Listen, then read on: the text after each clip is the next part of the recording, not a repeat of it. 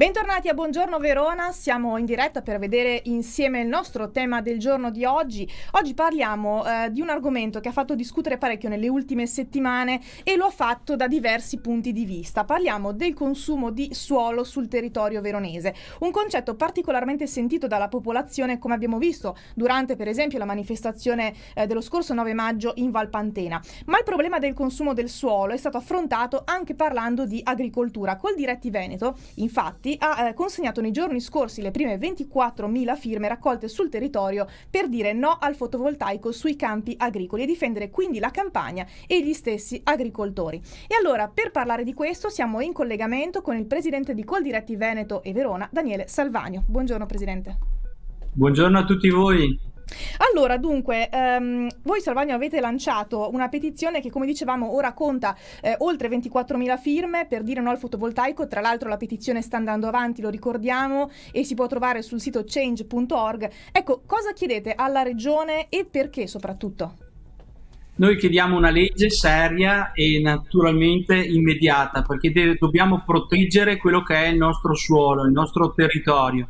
Siamo orgogliosi di essere veneti e come tale la Regione deve dare una risposta immediata a quelle che sono le nostre grandi preoccupazioni. Qui ci stanno togliendo la terra sotto i piedi, nel senso che nel momento in cui i nostri agricoltori trovano più conveniente cedere le terre per una rendita vitalizia di 25 anni, noi perdiamo un grande patrimonio che è quello dell'imprenditoria giovanile, dell'imprenditoria del fare, e quindi questo non lo possiamo permettere. E naturalmente è l'occasione che fa l'uomo ladro, non possiamo permetterci che ci sia la possibilità di mettere a disposizione le terre che sono fertili, sono delle terre rigogliose che possono dare i frutti importanti e dare valore aggiunto e anche e soprattutto lavoro alle persone del nostro territorio, e sciuparle per creare e far posto a questo fotovoltaico.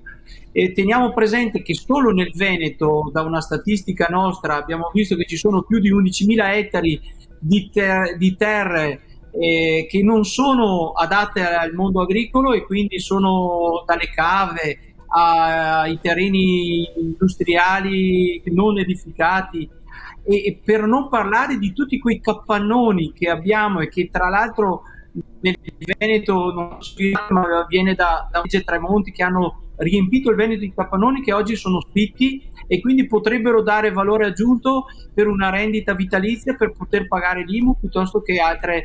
Ecco, io vorrei dire e vorrei sottolineare questo concetto: bisogna che in questo momento che usciamo da una pandemia noi dobbiamo fare un'integrazione di quello che è un reddito da fotovoltaico, che può andare benissimo perché è la direzione anche della Comunità Europea, ma che non possiamo togliere il reddito dell'agricoltura, perché l'agricoltura ne abbiamo bisogno tutti noi cittadini e sappiamo quanto sia un'agricoltura sana e sostenibile, quindi dobbiamo fare in modo che le nostre terre siano in mano agli agricoltori per produrre cibo sano e genuino a tutti i nostri figli, genitori e alunni, ed è proprio per quello che c'è questa grande petizione.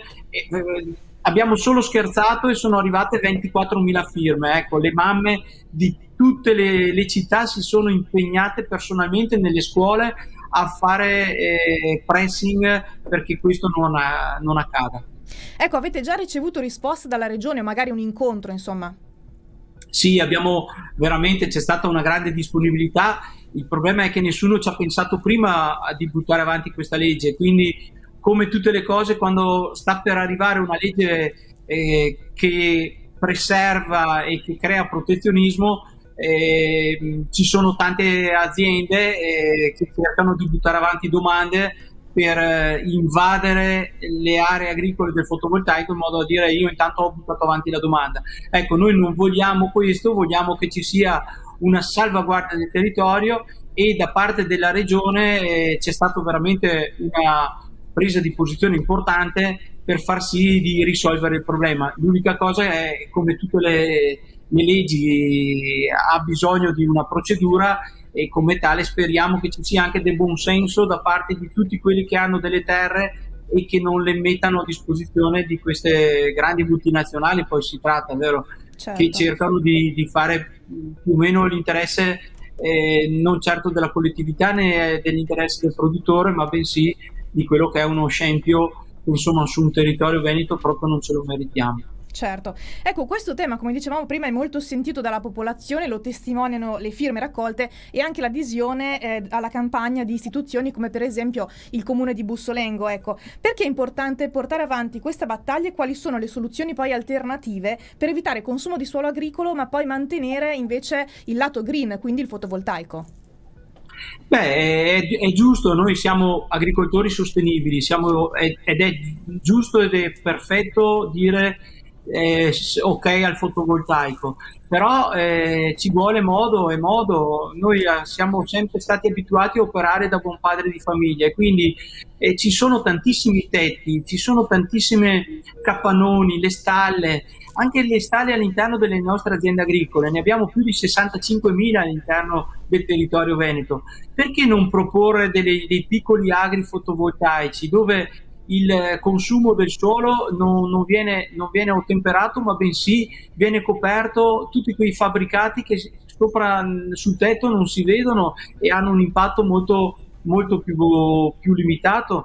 E poi teniamo presente, c'è stata una grande proposta anche da Veneto Agricoltura di utilizzare, e da Ambi mi pare, Ambi Veneto, che è quello che segue le irrigazioni su tutto il nostro territorio, quindi un bacino pazzesco a servizio dell'agricoltura.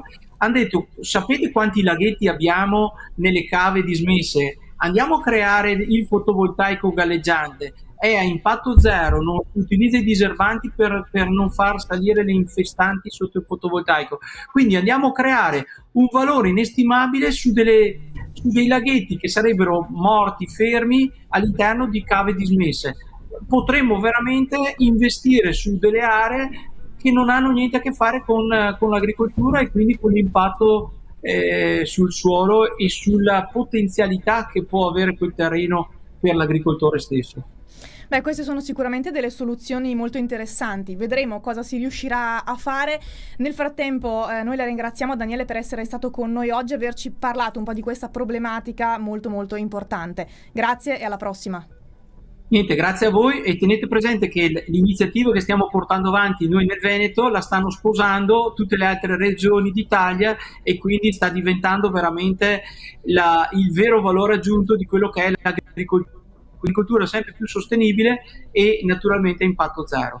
Grazie a tutti voi e con voi cerchiamo di essere uniti per la sostenibilità di questa bellissima agricoltura che ci attorna a noi. Grazie. Assolutamente.